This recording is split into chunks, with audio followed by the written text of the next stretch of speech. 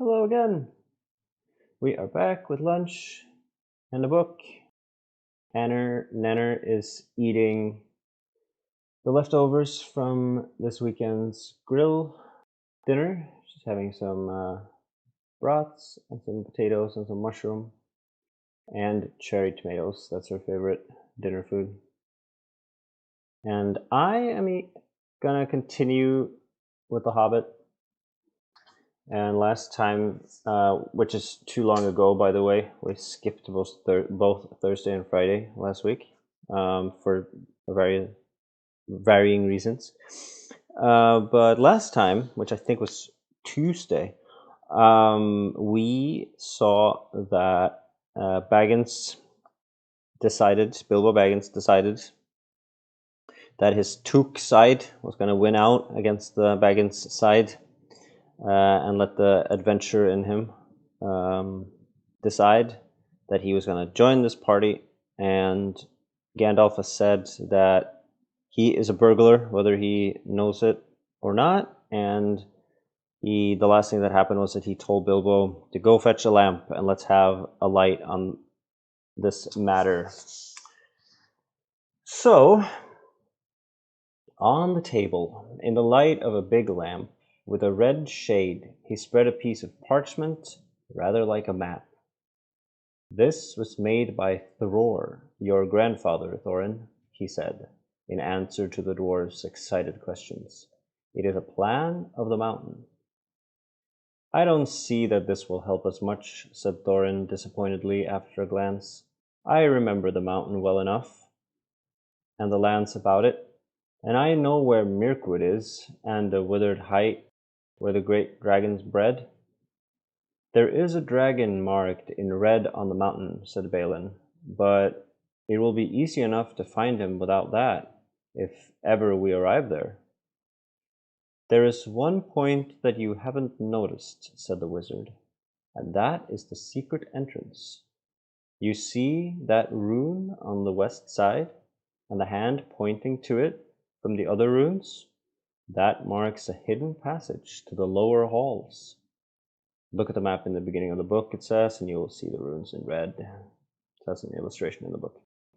"It may have been secret once," said Thorin, "but how do we know that is a secret any longer? Old Smaug have lived there long enough now to find out everything there is to know about these caves." "He may, but he can't have used it for years and years." "Why?" "Because it is too small. 5 feet high, the door, and 3 may walk abreast, say the runes. But Smaug could not creep into a hole that size, not even when he was a young dragon, certainly not after devouring so many of the dwarves and the men of Dale." "It seems a great big hole to me," squeaked Bilbo, who had no experience of dragons and only of hobbit holes. He was getting excited and interested again, so that he forgot to keep his mouth shut. He loved maps, and in his hall there hung a large one of the country round,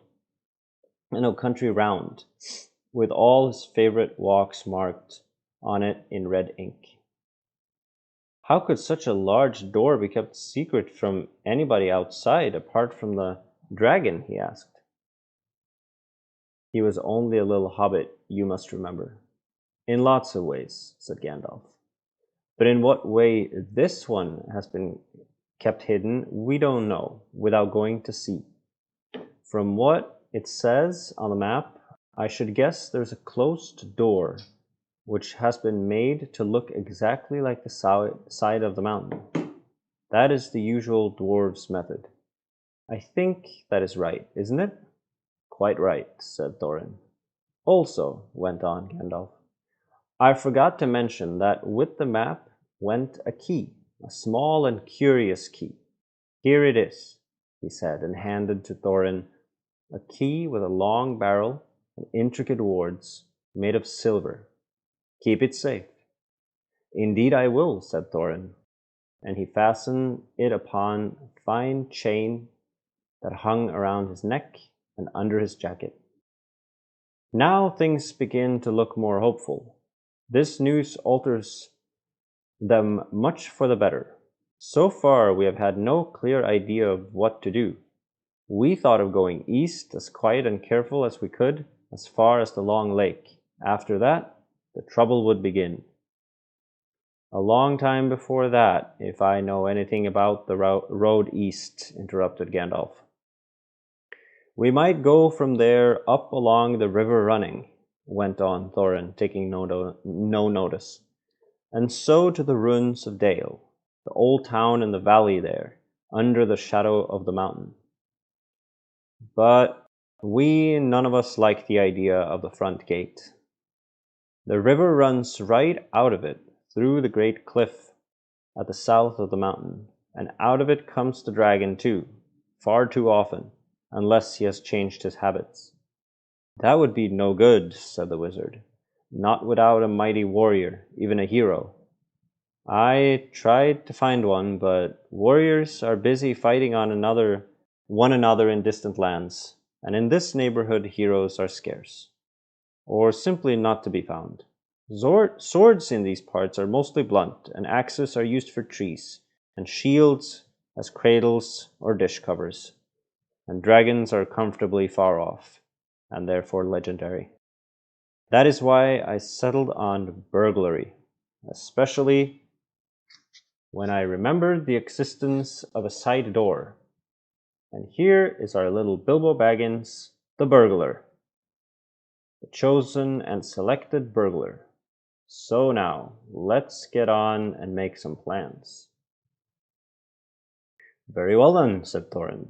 Supposing the burglar expert gives us some ideas or suggestion. He turned with mock politeness to Bilbo. First, I should like to know a little bit more about things, said he, feeling all confused and a little shaky inside, but so far still tookishly determined to go on with things. I mean, about the gold and the dragon, and all that, and how it got there, and who it belongs to, and so on and forth. Bless me, said Thorin. Haven't you got a map? And didn't you hear our song? And haven't we been talking about this for hours?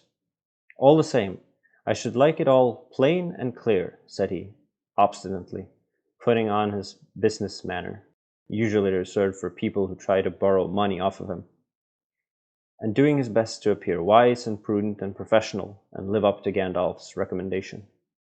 Also, I should like to know about risks, out-of-pocket expenses, time required, and remuneration, and so forth, by which he meant, what am I going to get out of it, and am I going to come back alive? Oh, very well, said Thorin.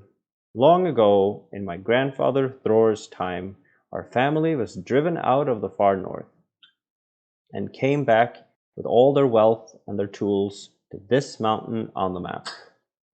It had been discovered by my far ancestor Thrain the Old, but now they mined and they tunneled and they made huger halls and greater workshops. Oh, are you out of food on your tray? Uh-oh, we have to provide the nanner with more supplies. There, Anna. Is that what you wanted? Yeah. Yeah. Okay. There. Okay. So, yeah, it was found by Thrain the Old, but now they mined and they tunneled and they made huger halls and greater workshops. And in addition, I believe they found a good deal of gold and a great many jewels too. Anyway, they grew immensely rich and famous, and my grandfather was king under the mountain again, and treated with great reverence by the mortal men who lived to the south, and were gradually spreading up the running river as far as the valley overshadowed by the mountain. They built the merry town of Dale in those days. Kings used to send for our smiths, and reward even the least skillfully most richly. Fathers would beg us to take their sons as apprentices and pay us handsomely, especially in food supplies, which we never bothered to grow or find for ourselves. Altogether, These were good days for us, and the poorest of us had money to spend and to lend, and leisure to make beautiful things just for the fun of it, not to speak of the most marvelous and magical toys, the like of which is not to be found in the world nowadays. So my grandfather's halls became full of armor and jewels and carvings and cups, and the toy market of Dale was the wonder of the north. Undoubtedly, that was what brought the dragon. Dragons steal gold and jewels, from men and elves and dwarves, wherever they can find it, and they guard their plunder as long as they live, which is practically forever unless they are killed, and never enjoy a brass ring of it. Indeed, they hardly know a good bit of work from a bad, though they usually have a good notion of the current market value, and they can't make a thing for themselves, not even mend a little loose scale in their armor. There were lots of dragons in the north in these days, and gold was probably getting scarce up there, with the dwarves flying south or getting killed, and all the general waste and destruction that dragons make going from bad to worse. There is a most specially greedy, strong, and wicked worm called Smaug. One day he flew up into the air and came south. Did you swallow wrong your water? Did you go down the wrong tube? You'll live. The first we heard of it was a noise like a hurricane coming from the north, and the pine trees on the mountain creaking and cracking in the wind. Some of the dwarves who happened to be outside, I was one luckily, a fine adventurous lad in those days, always wandering about, and it saved my life that day. Well, from a good way off we saw the dragon settle on the mountain in a spout of flame. Then he came down the slopes, and when he reached the woods, they all went up in fire. By the time all the bells were ringing in Dale, and the warriors were arming, the dwarves rushed out of their great gate, and there was the dragon waiting for them. None escaped that way. The river rushed up in steam, and a fog fell on Dale, and in the fog the dragon came on them and destroyed most of the warriors. The usual unhappy story. It was only too common in those days. Then he went back and crept in through the front grate and routed out all the halls, the lanes, the tunnels, alleys, cellars, mansions, and passages. After that, there were no dwarves left alive inside, and he took all the wealth for himself. Probably, for that is the dragon's way. He has piled it all up in a great heap far inside, and sleeps on it for a bed. Later, he used to crawl out of the great gate and come by night to Dale and carry away people, especially maidens, to eat, until Dale was ruined, and all the people dead or gone. What goes on there now, I don't know for certain, but I don't suppose anyone lives nearer to the mountain than the far edges of the long lake nowadays. The few of us that were well outside sat and wept in hiding and cursed Smaug.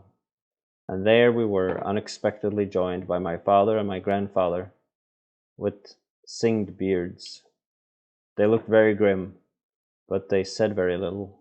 When I asked how they had gotten out, they told me to hold my tongue, and said that one day, in the proper time, I should know. After that, we went away, and we have had to earn our livings as best we could up and down the lands, often enough sinking as low as blacksmith work or even coal mining. But we have never forgotten our stolen treasure, and even now, when I will allow, we have a good bit laid by and are not so badly off. Here Thorin stroked the gold chain around his neck. We still mean to get it back, and to bring our curses home to Smaug, if we can. I have often wondered about my father's and my grandfather's escape. I see now that they must have had a private side door, which only they knew about, but apparently they made a map and I should like to know how Gandalf got hold of it, and why it did not come down to me, the rightful heir." "I did not get hold of it. I was given it," said the wizard. "Your grandfather Thor was killed, you remember, in the mines of Moria by Azog the goblin." "Curse his name, yes," said Thorin. "And Thrain, your father, went away on the 21st of April, 100 years ago, last Thursday, and has never been seen by you since." "True, true," said Thorin. "Well, your father gave me this to give to you, and if I have chosen my own time and way to hand it over, you can hardly blame me, considering the trouble I have had finding you. Your father could not remember his old name when he gave me the paper, and he never told me yours. So, on the whole, I think I ought to be praised and thanked. Here it is," said he, handing the map to Thorin. "I don't understand," said Thorin, and Bilbo felt he would have liked to say the same. The explanation did not seem to explain. "Your grandfather," said the wizard slowly and grimly, "gave the map to his son for safety before he went to the mines of Moria. Your father went away to try his luck with the map after your grandfather was killed, and lots of adventures of a most unpleasant sort he had. But he never got near to the mountain. How he got there, I don't know, but I found him a prisoner in the dungeons of the necromancer. Whatever were you doing there?" asked Thorin, with a shudder, and all the dwarves shivered. "Never you mind. I was finding things out, as usual, and a nasty, dangerous business it was. Even I, Gandalf, only just escaped. I tried to save your father, but it was too late. He was witless and wandering, and had forgotten almost everything except the map and the key. We have long ago paid the goblins of Moria," said Thorin. "We must give a thought to the necromancer." "Don't be absurd. He is an enemy far beyond the powers of all the dwarves put together. If they could all be collected again from the four corners of the world. The only thing your father wished for was his son to read the map and use the key. The dragon and the mountain are more than enough tasks for you." "Hear, hear," said Bilbo, and accidentally said it out loud. "Hear what?" they all said, turning suddenly towards him, and he was so flustered that he answered, "Hear what I have got to say." "What's that?" they asked. "Well, I should say that we ought to go east and have a look around. After all, there is a side door, and dragons must sleep sometimes, I suppose. If you sit on the doorstep long enough, I dare say you will think of something. And well, don't you know, I think we have talked long enough for one night, if you see what I mean. What about bed, and an early start, and all that? I will give you a good breakfast before you go." Before we go, I suppose, you mean," said Thorin. "Aren't you the burglar? And isn't sitting on the doorstep your job? Not to speak of getting inside the door? But I agree about bed and breakfast. I like 6 eggs with my ham, when starting on a journey. Fried, not poached. And mind you, don't break 'em." After all the others had ordered their breakfast without so much as a please, which annoyed Bilbo very much, they all got up. The Hobbit had to find room for them all, and filled all his spare rooms and made beds on chairs and sofas. Before he got them all stowed and went to his own little bed, very tired and not altogether happy. One thing he did make his mind up about was not to bother to get up very early and cook everybody else's wretched breakfast. The tookishness was wearing off, and he was not now quite so sure that he was going on any journey in the morning. As he laid in bed, he could hear Thorin still humming to himself in the best bedroom next to him. "Far over the misty mountains cold, to dungeons deep and caverns old, we must away ere break of day, to find our long-forgotten gold." Bilbo went to sleep with that in his ears, and it gave him very uncomfortable dreams.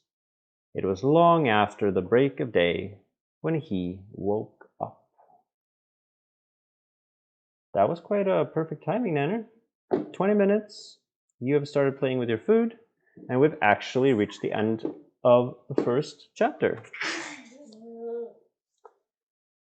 So then it will be, if everything goes as planned, Wednesday that we continue on chapter 2 of The Hobbit. You want to say bye? Bye bye. No, your mouth is full of food. All right. See you later.